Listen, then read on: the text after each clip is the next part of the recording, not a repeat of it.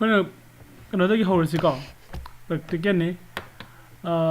stock ꯑꯃ ꯑꯩꯈꯣꯏꯅ ꯀꯃꯥꯏꯅ ꯇꯧꯔꯒ ꯕꯥꯏ ꯇꯧꯒꯅꯤ ꯑꯗꯨ ꯀꯃꯥꯏꯅ ꯇꯧꯔꯒ ꯁꯦꯜ ꯇꯧꯒꯅꯤ ꯍꯥꯏꯕꯗꯒꯤꯀꯣ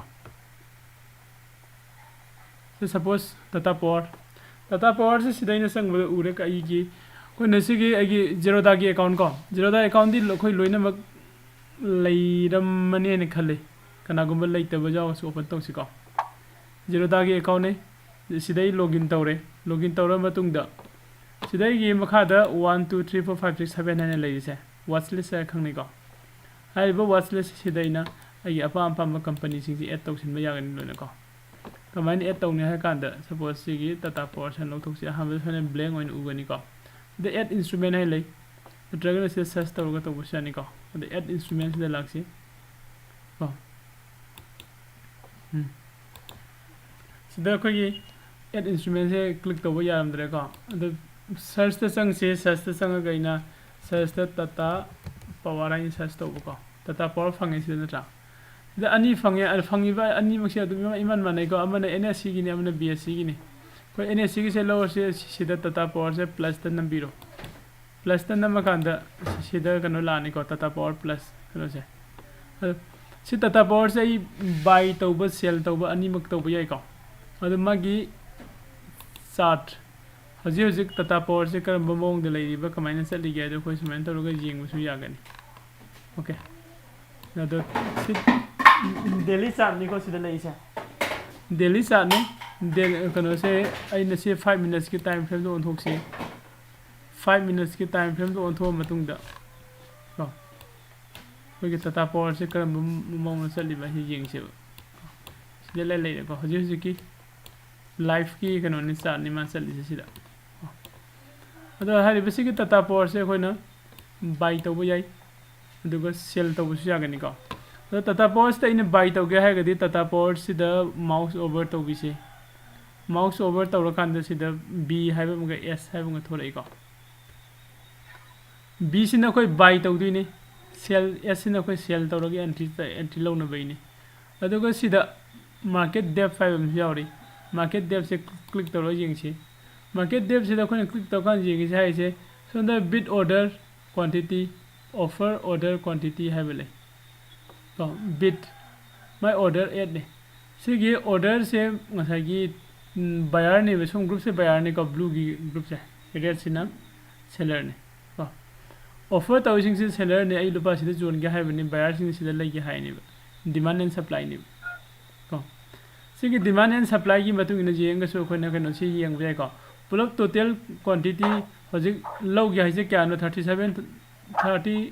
37 लाख 62,000 मुंगनी हजिक ऑर्डर से पेंडिंग लैसे को सोमसु ऑफर तौसिना 21 लाख ने 21 लाख ऑर्डर तौरको मतमदा कनो ऑफर तौबो मतमदा आइदि सेलर ना 21 लाख से सेल तौगे हाइबनी को मिट थंबियो को मैम सेलर ना 21 लाख से सेल तौगे हाइबनी बायर की मैम से 37 लाख से बाई तौगे हाइबनी दुदी सेलर का बायर की डिमांड है दरकार रिक्वायर क्वांटिटी से है बायर की क्वांटिटी से यम जामी नट्रा 37 ने 21 16 लाख की चांग खेनरे हाइबदी मार्केट से हाइसे मार्केट से मथलोम का कारको याई हाइबगी मोंगनि मयाम की साइकोलॉजी मयाम की थॉट से कइना का मार्केट से मथलोम का कारको याई असै की सोमदा बायर मैम से मथक कारक तो ऑर्डर तौसिनरी हेको बायर मैम से ऑर्डर तौसिनरी दुगा सेलर न खर वाले सेलर न ने में बायर न वांगे दो इतादी प्राइस से मसाना सुम का खसगरने सुम वांग खसगिनी को सिना खोइना मार्केट डे प्राइस है सिदा येंग यागनी दे अतोपा मना खितंग हंद्रा कांदा सिदा येंगसे कोगी लोअर सर्किट हाइबं अपर सर्किट हाइबं लै याम इंपोर्टेंट होइबको लोअर सर्किट सिना हाइसे कइनो कांदा सिगी टाटा पावर से की ngasi की मागी लो से ख्वाइदगी लो से 198.7 से हेक जौरबा अदुदि मार्केट से लेप तुइनि सिगी मखादा कुम यादे बंग ngasi की को अपर सर्किट 242 बाउ से काखत पर मतुंग दगी मार्केट लेप कनी को सी मथक का यादे स्वाना मागी सर्किट आइना मथमी को सी मखंगसी वॉल्यूम कोई नानोम वॉल्यूम की के अतोपद नैनबनी को वॉल्यूम से हजी 38 लाख की चांग ट्रेड तौरीबो हजि अदो ngasi open price kya dano 2222 do open tawre low na 221 bokuma me ko high na 223 bau yore aduga mamangi idi previous day gi closing se kya do oiba sida oi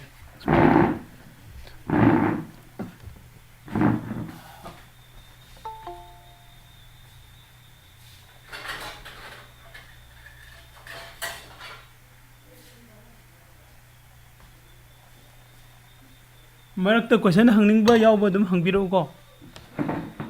हंगागने हेने खंगबनी ma'am को दो हजिसे demand हेंगलई नत्रा सिसु green दनि का खलई से को 5 मिनट्स की चार्ट सो तौरग कोइना ngसागी टाटा पावर सिदा टाटा पावर खक्ता न दे स्टॉक खुदी मक्ते लोइना नि को एनी कंपनी में दा माउस ओवर तब मतम दा बी यावनी एस यावनी बी सिना बाय ने द एस सिना सेल ने अदुगा सिदा मार्केट डेप लेरे मार्केट डेप फैने जेजेनिंगा दि क्लिक तौबियो अदुगा मु क्लोज तौसिंगा गेना अगेन आई क्लिक अमुगुं तौबियो हान क्लिक सिदा कैदौरनी पॉप कना से पॉप डाउन तौरनी अदु पॉप अप तौग्रनी को अदुगा सिना चार्ट जेंगना बै नेक्स्ट सिना को अदुई मतुंग दा डिलीट लै सिदा डॉट अहुम लै सिदा क्लिक तौबियो सिदा पिन 1 2 वाइ से नंग नसिगी टाटा पावर से मथक्ता पिन 1 न से ले पिन 2 न सिने अइना पिन 1 दा निफ्टी 50 थमे पिन 2 दा न निफ्टी बैंक थमे हाइरिबा मफम सिदा खोइना कनो त सिदा नंग टाटा पावर से थोनिंगा गदी को पिन 2 दा क्लिक तौबियो को टाटा पावर थोमनी थोय को सुमाइना से पिन से मसि नबा याय क्रिएट जीटीटी सिम थमगी सि को अदुगा मखा दा कुमगा नंग चार्ट जेंगबगी से लेरे को अंदे फंडामेंटल एनालिसिस लेरे टेक्निकल एनालिसिस को सुमाइना खरा म लेगरे अदो हजिके न दिखने जेंगदिसे मार्केट डेप सिम जेंगबिरो अदुगा बाय एंड सेल को अदो कोइ कमाइना बाय तौदिनो जेंगसिबो फास्ट को अदोसे मार्केट की मतुंग इन जेंग का द मार्केट से मथलोम द कानिंग बगी मोंग से लई हाइबसे कोइ हैबेट कनो से तौगरे को अदुगा हे कोइना चार्ट कनोगी चार्टिंग तौरको मतम द टेक्निकल एनालिसिस की तौको चार्ट की खोगी फॉर्म से जेंग का हजि डिसेंडिंग ट्रायंगल ने बजि फॉर्म तौरिसि सी येंखान आइसे ओके फरे से अपलोम द जेंगा से हाइना खलसिबा को अपलोम द जेंगा गेन खलदे बाय दौदुनि नद्रा बाय बी द माउस ओवर तौरगा बी द क्लिक तौरे बाय द लाई बाय द ला kana फास्ट जेंग बिसिदा बीएससी लई सिदा एनएससी लई को हाइबे स्टॉक एक्सचेंज अनि सिदगी अमदगी लई दिनि बै को सिम लई अदुगा रेगुलर द लई जिजक्ति को रेगुलर दे लो जाए दो कवर ऑर्डर है बलेरी एमओ है बलेरी एमओ सिना कनो दुनी को एमओ से कोगी आफ्टर मार्केट को अदुगा कवर ऑर्डर है बमलाई सिसो यम ताके आइसबर्ग है बमलाई से अनुभवनी को आइसबर्ग से अनुभवनी सिसिमा ई खरा जेंगा खिगे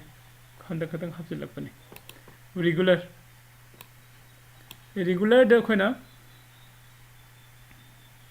ट्रेड से लोगे खलसी संग कांसे कदोग इंट्राडे हाइबंग लोंग टर्म हाइबंग अनि यरमेबा आदि एमआईएस हाइबा मा दुग सीएनसी हाइबा एमआईएस ते लौरगदी अखोइना ट्रेड से ngasi लौबो ट्रेड से ngasi लोइसिंगदोबो को सीएनसी ते लौरगदी ngasi लौबो ट्रेड से एनी डे दे नंगी अपामगी मतुंगिना ट्रेड तो एग्जिट तौथोबो याने याको अदो हजिसे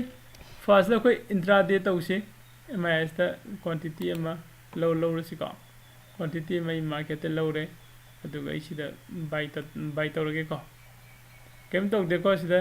रेगुलर द संगे एमआईएस लेरे क्वांटिटी मसिंग पीरे मार्केट लेरे सि पीरे बाय हारे buy Tata Power is complete को वन क्वांटिटी एट क्या दा 2217 ओके ऑर्डर द लापियो ऑर्डर द लाका द हजिना बाय तौगिबदो सिदा ले को सिना बाय तौगिबदोनि अदुगा आइगी प्रॉफिट एंड द लॉस येंगे हारगदि पोजीशन द संगबिरो पोजीशन संग आइना क्या द लेबा 2217 द लेबा हजि क्या द लेबा 2216 द लेबा आई पैसा 10 माइनस द लेयो थिनि को सुमाइना आइगी प्रॉफिट एंड द लॉस तो येंगनी को प्रॉफिट एंड द लॉस अदो हजेना सिदा बाय तौगिबसे अइना मु स्टॉप लॉस हाबनिंगे इन खलसी नत्रगा टारगेट पिनिंग खलसी स्टॉप लॉस की हाना जिंगसिको अदो सिदा माउस ओवर तो कांद दो डॉट अहम थोरे दो डॉट अहम सिदा क्लिक तौरे एग्जिट लाए एग्जिट दंग चंगबिरे को एग्जिट चंगा मतुंग दै एगी स्टॉप लॉस से इसले लेरे एसएल नत्रगा एसएलएम को एसएलएम से इनिसी नरगदी मार्केट की होजी लाइव प्राइस है क्या नो 221.5 को अदो अइना मु पामी से मार्केट से हाई धरगसु 220 सिबो हाई धरगदी ऑटो सेल तो हनगे ने खलेब को दो सिदाइना एसएलएम से खलगा ट्रिगर प्राइस से खलगा सेल तो थुएब तो तपर इस प्लेस है को check the order book for status सिदा ये ऑर्डर द चंग से को ऑर्डर द चंग का द executed order साइबम लेरे मथाई लैगिब कंप्लीट ओगिबदने स्टेटस द ट्रिगर पेंडिंग सिदा ओपन ऑर्डर इन लाए हाई रिवे सिदा लैगिब ओपन ऑर्डर से आई नोजिक थंगी स्टॉप लॉस तो नहीं को मार्केट की होजी चलिब प्राइस से 221.60 चली अदुगा आई स्टॉप लॉस इन थमिस 220 ने हाइबदी मार्केट सिना मखारमदा हंदरागा कानिंग मखैदि कागरो मखारमदा हंदरागा 220 जोरागदि आई मार्केट की एग्जिट तो थोपियो हाइबनी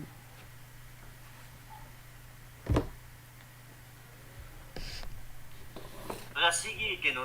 थंबजा स्टॉप लॉस की टारगेट का प्राइस का थंबजा एंग साइ म तवयबा अदा केनो ट्रिगर प्राइस ना यामगदबो को को मथंग जेंगसि को सिना एसएलएम ने होजिन थंगिबदो को SL stop loss market ने जें थम गई दो अदो को सिदा मॉडिफाई तक थोके SL दो अमु थम जिंगसि अइना कइगुंबा मसागी अगी पोजीशन सिदगी अइना हारिबा सिसे अइना स्टॉप लॉस से सेमदोकनिबा नत्रगा अगी ऑर्डर दो सेमदोक सेम तौनगदी सिदगी सेमदोकपदि याररो को अइना मुतंग SL गा थमगरगदी ऑर्डर द चंगगा ओपन ऑर्डर द लैरिबा कनो से सिदगी मॉडिफाई द चंगबिरो सिदा मॉडिफाई याव सिदा मॉडिफाई द चंगे सि थोरे नत्रा अइन SLM से नोआइतरे SL थमगे खलेबको ओके सिदा जे 220 को 220 हाइरासि दोगो सिदा 220.5 हाइसिबको चुम्बा लानबा जस्ट हेदि अइना थमिबा मोंगसे सिना चावब्रा सिना पिकब्रा अइ कन्फ्यूजन चले खलसे मॉडिफाई तौसिलगा दम जिंगबियो मॉडिफाई तौरकान जारमगदी ओके ओगनी ओके ओगरे को करमन चावबनो खोइदो जिगिदो ट्रिगर प्राइस न चावरे अदुगा प्राइस न पिगे को ओ ट्रिगर प्राइस न आई न सि असिमो अतोपा मदने अतोपा मदना मो जिकी हाई बपोज मल्टीप्लिकेशन ऑफ 0.5 हाइब्र 5 हाइब्र फ्रैक्शन ताया दब्रो फ्रैक्शन ताबा याये फ्रैक्शन दो सिसु यारंगने 0.05 सिबो यारंगने 5 की मल्टीप्लिकेशन चतुइने माय हाई 0.5 की मतुंग द कनो लाक्तुइने को 0.1 लाक्तुइने 0.1 की मतंग द मु 0.15 मु लाकदोबो अदैदि 2 25 3 35 4 4 5 अदन चकिदुइने हेको एनी नंगना हजि एक्जिस्टिंग लैबा ओपन ऑर्डर द लैबा दि पेंडिंग ऑर्डर द लैबा नंगी एनी ऑर्डर अमा मॉडिफाई तौगे हारगदि दो दो अहुम द चंगगा मॉडिफाई तौबियु यानी को अदो कोइ न कनो से खांगे एसएल स्टॉप लॉस से थमगे हारगदि प्राइस का दुगा ट्रिगर प्राइस का अनि से इंपोर्टेंट ओरे ओरेन मार्केट सिना मखारम द हाइदरा को मतम द 220.05 से सिदगी न 220 हाइदि पॉइंट क्या लेरे पॉइंट अनि खतंग ओरे मनि को हाइबा पॉइंट से हिट ओरे को मतम द मासे मार्केट की exit ओगे हाइबनि question लेदे हंबिरो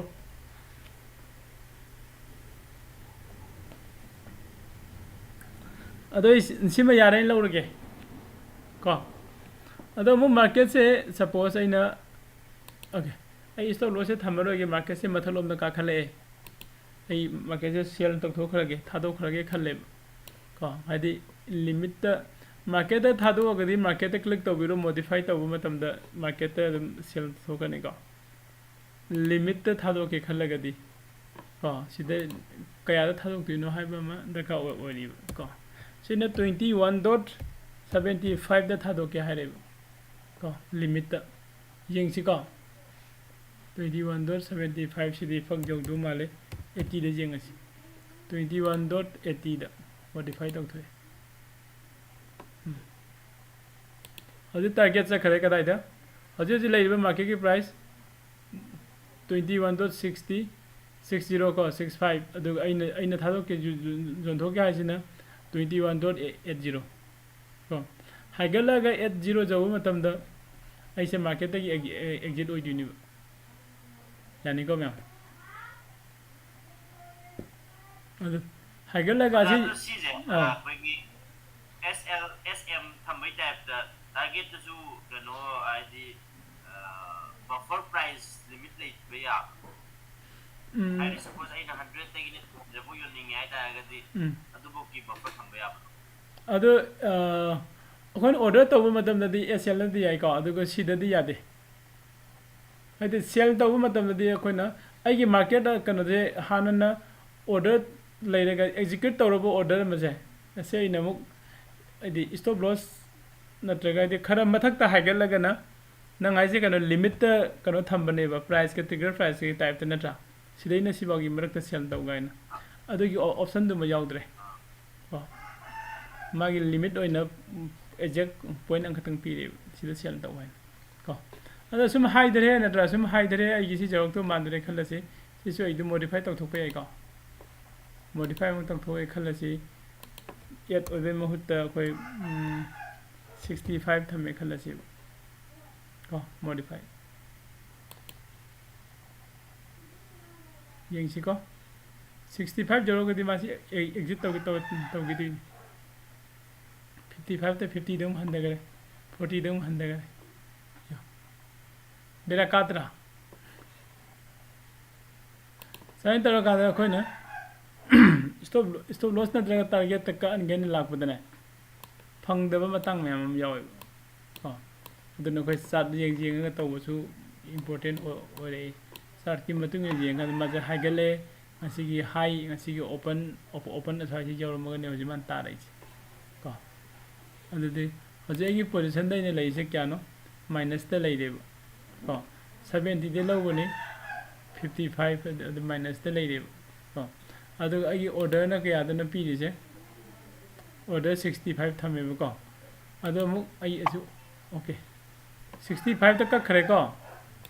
hojik 65 to se lawn jorom ba male to me ka khare ai paisa manga mange ko hojik tre tu gi yani ko odai de ato pa hojik to na buy to ba gi ni kana gumba mane sell to ga ha ne entry to ga ha mi su lai na tra ka ba matam da market se down to sum la ga de sell to je gi ha ba ko dei market se jik se ma gi se thieng ba se khitang ta tu ba male ga in khale ado sell to ga in khale sell se sang ga sell da sang bio MIS da sell phangani ko adu ga si gi MIS da is sell da low re khala se adu ga ina sell low se market da low re se 65 ta 55 ta low ga 65 ta low ga di profit la ko ho ro dum ne do 55 ta low ga sell da low matam na khe nei se ke no yeng bio quantity da -1 la nga sai di cc +1 ne blai se aina sell ta wise kaya da no 221.6 ta sell ta woni hoji market ki price na 221.60 0 rupees ta lai re hoji ko market se na high drive ma khai ai ki profit la ki ni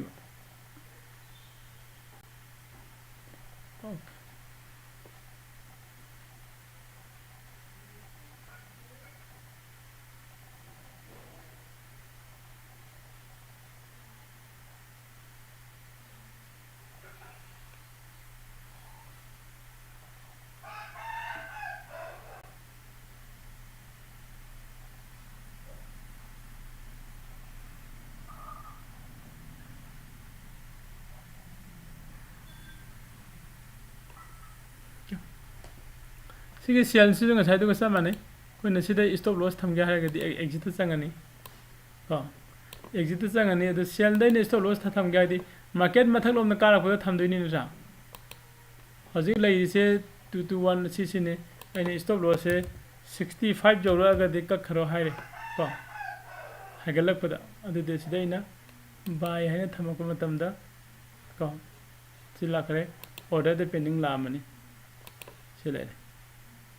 अदे लैरिबा market price न सिनी अदुगो सिदे लागदि 65 तैने stop loss थम्मे को अदैदि अमुक से modify तौगे खलसि ngasai दुगो समनना को market सिना कैगुमा हाइदर को मतमदा हजिक लैरि सिदगी को लिमिट ता इन सेल तथोके खलो एग्जिट तथोके खलसि कयानो 221.40 221.40 से यौरगदि एग्जिट हो हाइगला कखरे को लॉस होरेगा अने सेमदोक दरिङैदा ngसाइगे अने थमम स्टॉप लॉस तो अदुदा हिट तौगरे 65 तैने स्टॉप लॉस थमिदना कखले हिट तौगरे याइको मैम सोना कोन सेमदोक सेमजिन मैम अम याइको अदुगा GTT अमु येंगमिनसि GTT दे कोन सिदा बाय तौ मतमदने कोन सिदा इंट्राडे दे लागदि GTT फंगरो को लॉन्ग टर्म दो संबिरो सेन सिदा GTT लो यान GTT सिदा इन हारा ये स्टॉप लॉस को 5% आई टारगेट को 5% दुगा प्राइस मार्केट ते लौरो इन तो सम पीरि सिगी पीरे को मतम सिदा अतोप कनो मत लौरो सिको SBI गुम लौ सिदा SBI लौ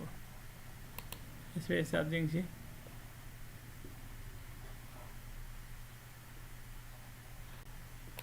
सब मन चली माने SBI सु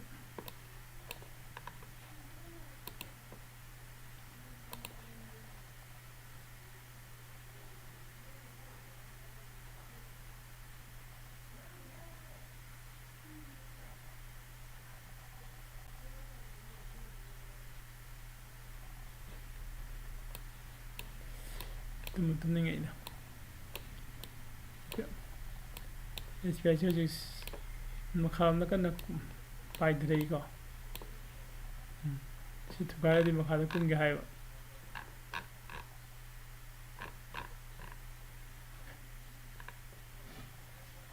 तुकाई तरह करना मथा का के हाय दुनी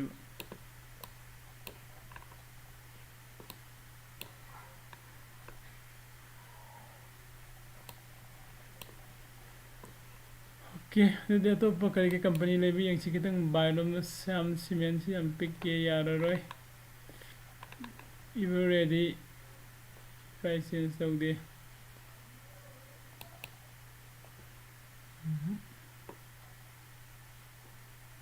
nasi derivative markets तो बोले ना लोग असि डेरिवेटिव मार्केट नते को सिना केनो ने इक्विटी ने सिदगी डेराइव तौथोगा डेरिवेटिव सेम को अदुगि कोई HDFC कॉल इंडिया प्राइस कितन मथन मा का बजी येंगनिंग बदे ओके एनीवे सेम जेंगा से SBI दा SBI से इना बाय तौरे क्वांटिटी में बाय तौरे को सेन सिदा मार्केट तगी आइन आगी स्टॉप लॉस -5 टारगेट 5 थम्मे सिगे परसेंटेज गाकने अनि मको सिगी परसेंटेज ओरिजिंग से कराइदे ओगे हाय कांदा सी ऑर्डर से 10% ने 5% दम हारो से सिगी आई ने इन्वेस्ट तौ दुबे अमाउंट से सिगी परसेंटेज ने पी यानी को दो सिदा बाय तौ जिंग सिको दैना बाय तौ क्या दा बाय तौ 484 दा को 484 दा बाय तौगरे सिदा ngसागी दुदगा खितंग खेनगदबा amna कइनो हारगदि हदि से यंगसि ऑर्डर दा चंग पर यंग ऑर्डर दा आइन SBI लोगी बे कंप्लीट ओगिबदि चंग एको 484 दा लोगबदो याको अदु अतोपा मना अतैदि गाय जखबा पोजीशन दा ला कांदा आइनो हजिक ला लोगी बे SBI दो सिदा लेरे को प्रॉफिट रुपा पैसा कुन मंगा प्रॉफिट फंगगा लेरे 40% फंगे को 30 फंगे अदुगा मु ऑर्डर द जंगा कादे ऑर्डर द पेंडिंग अमता लेतरे दो ngasa कोई GTT दुदी सिदा जंगा जिंग सिदा ले GTT द मान हाय चे आइगे ट्रिगर से आइगे 5% लॉस द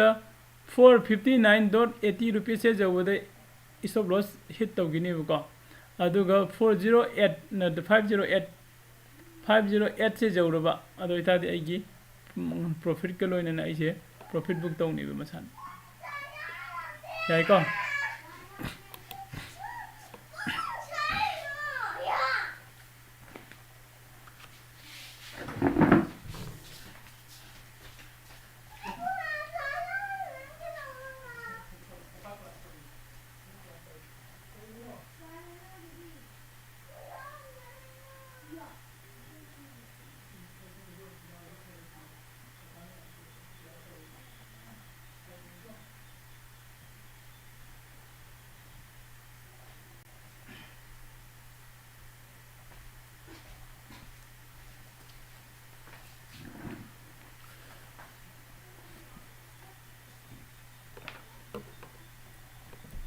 GTT की से हाइदि हाइपेट सरप कंसेप्ट से लेब्रा GTT दा कोन ऑर्डर तबदने ऑर्डर ऐने एंट्री की ऑर्डर अमा अदुगा स्टॉप लॉस का लिमिट आइदि टारगेट का की ऑर्डर अनि नि फुलप संगी से को यारी ब्रो मैम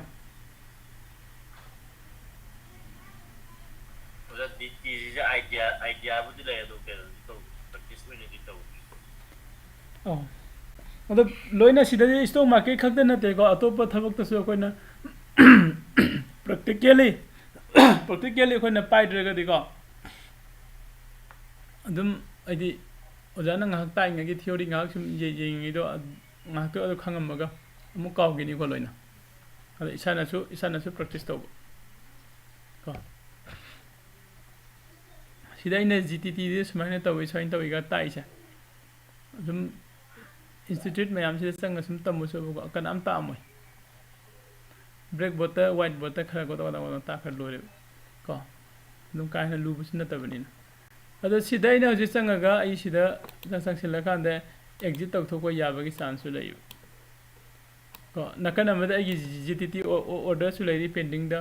दुगा सिमा हाय you seem to have a GTT set for the space check your GTT trigger before pressing the order see adi order se ina sida order tham jilak pu yai GTT su lai ri kaiguma sida ina order ma tham jile khalasi ko suppose ina market sell tok thokare khalasi ko market sell tok thoki matam sida friend kaidongni hay kanda ऐसे जेंगसी को market cell तक थोगा नत्रगने limited cell तक थोक्सिरा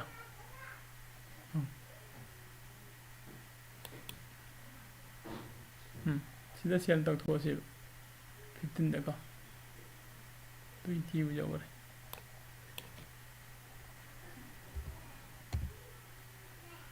तो देने cell तक थोए को 20 they sell तक थोए ई profit का फंगहौरे अइना सेल तंगथोगरगी आइगे ट्रेड लोइगरे नत्रा अदुबो अइना सेक्शन दुसे कइनो हागदि हजिके अइना SBI से एंट्री लौबो मतमदा GTT हाइबा मसोइ सेट तौगी ऑर्डर म हाइबा GTT से हजिक नंगी मार्केट ती एग्जिट तंगथोगरे अदुबो GTT ऑर्डर दो एग्जिस्ट ओरिब्रा नत्रगा लोइसिंगरब्रा यिंगसिबा हजिसु लैरिगो सिदा को सिसिमा खोइना केयर लौगदो बैसाइसान सिगी ऑर्डर से होजी एग्जिस्ट ओरी को हारिबो ऑर्डर से इन सुम जेक्सटिक तो नबि सुम थंबदने हयेंग असिगे ट्रिगर अनी से मक्ता अमा SBI ने टच तौरको मतमदा एग्जीक्यूट तौरकने बुलोइन याको अदुना अइना आइगी ऑर्डर से सिदगी लोइसिनगरगदि आइगी ट्रेड तो लोइसिनगरब मतुंगदा आई ऑर्डर दा मुक संगगा कइदौने बास्केट दा संगबिरो अदुगा आइगी GTT की बास्केट GTT संगबिरो अदुगा GTT संग काना साइगी ऑर्डर से क्लिक तौरगा को डिलीट तौथोखरो याको दो तो संगबिरो अदुगा डिलीट तौथोखबिरो मांगे सी मुथलमद्रगदी ऑटो एग्जीक्यूट तौरकनेबा मागी मार्केट की पॉइंट हेक जोरक मतमदा अदुदी अखोइनो ऑर्डर इसम जंबो ऑर्डर से जीटीटी ऑर्डर से खेने से कइनो इसम जंबो ऑर्डर सिदी को अइना सोमदा मार्केट से एग्जिट तौ मतमदा सिदगी तौ हारकने अदुगा अतोपा मना आई ऑर्डर अखो इसम जंबा ई ऑर्डर म सेम थंबजे और मार्केट आवर लोइसिन मतमदा मादी ऑटोमेटिकली कैंसिल तौथोरकने मसान ऑटो कैंसिल तौरकने ऑटो कैंसिल की सिस्टम लइबा अदुगा जीटीटी दे थंबा ऑर्डर से मागे ट्रिगर से हेड हिट ओइदरिबावा ngairaga लइनिबा अखोय डिलीट तौद्रगदि मासीजु हयेंजु हंजिसु मसेमजु अदम मसागी एसबीआई की टारगेट 509 मधु जौद्रिबावा मासे दम ngaira लइनिबा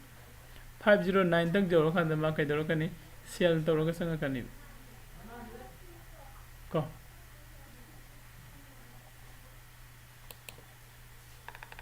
यारबो मैम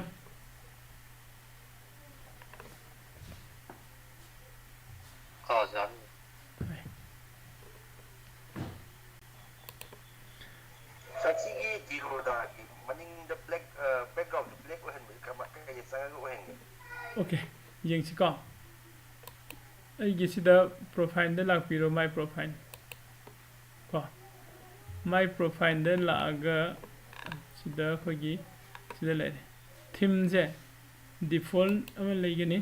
डिफॉल्ट न वाइट ओइरे नटा अदुगा मागे थीम सिदा डार्क ओहनबा देखो डार्क